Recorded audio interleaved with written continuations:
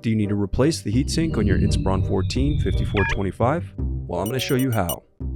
Also, you can click the link on the top right of the screen to find this part or tools or additional help on our website, including step-by-step written tutorials with detailed images. And now let's get into it. First, unscrew and remove the bottom base cover.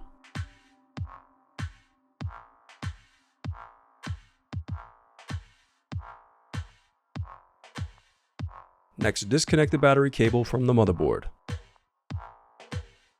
Now unscrew and remove the heatsink.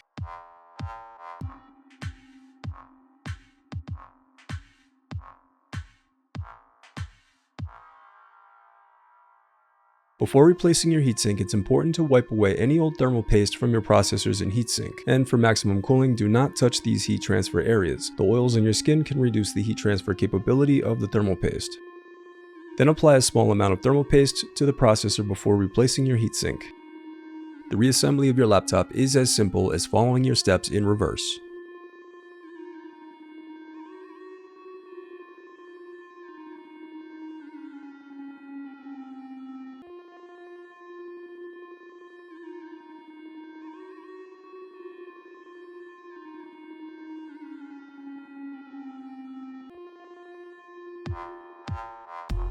If you still need help, you can visit partspeople.com and view printable DIY instructions to help you along the way. We also have playlists of thousands of Dell tutorials for hundreds of different models, so keep checking back. Thanks for watching.